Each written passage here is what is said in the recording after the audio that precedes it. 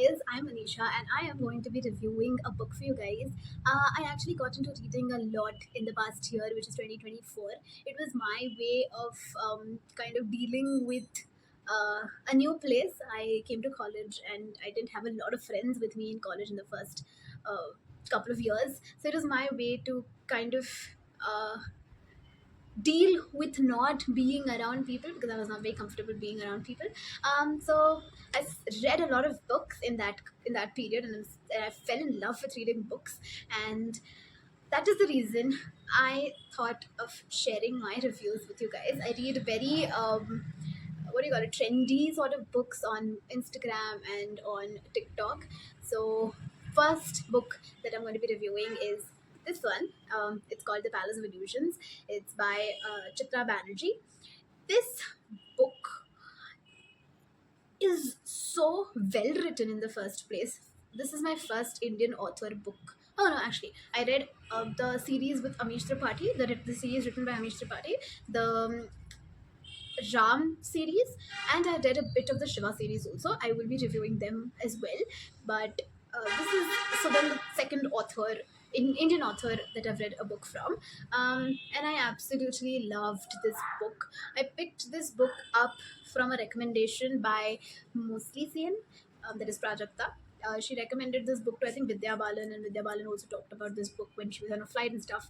And she said that this book got her out of a reading slump, and it did the same with me as well. I was reading a lot of romance for a long time, and then I just got bored of the genre and in general reading books. So then I picked this book up, and I'm a person who likes reading about mythology in general. So that is the reason this book got me out of a reading slump.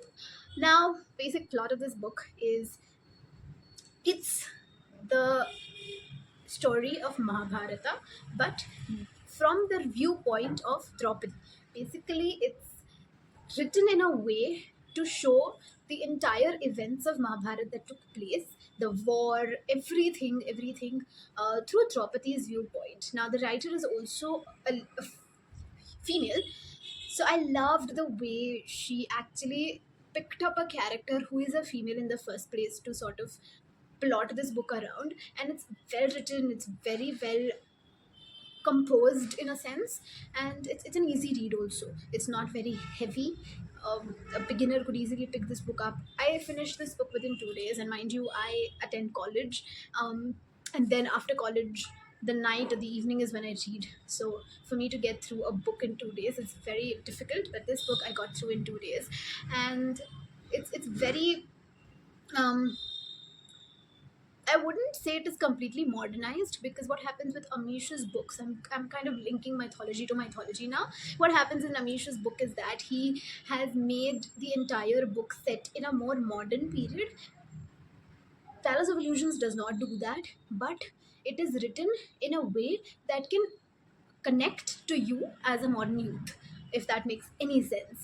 If the characters are not modernized, the characters are not given human qualities. If they are divine, they are divine, not like in Amish's book. He makes the characters more humanized, but she does not. She's portrayed the characters as they are, but in a much appealing way to the normal youth of this generation, right?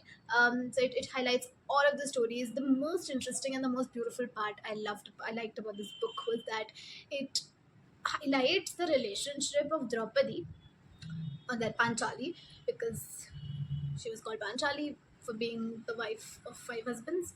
Uh, so she is shown to be such an opinionated and such a strong woman in the entire book. She's shown to have opinions, and she's shown to voice those opinions out in her certain way. Of course, the Mahabharata happened in a much older era. So whatever was possible in that era, she's shown to sort of voice her opinions out in that particular way. Also, they're very beautifully shown or highlighted the relationship of Draupadi and Krishna. That is the point that sold me on the book. I wanted to know what is happening more in their relationship. Relationship in the sense, not a romantic angle to it, but a very pure friendly relationship. At the end, Krishna was God, of course. So it's very well highlighted. So if I had to give this book ratings, I would give it a solid 4.5 out of 5. You can go ahead and start with this book if you're a non-reader, or you could pick this book up when you're in a reading slump, and it will get you out of it in like more time.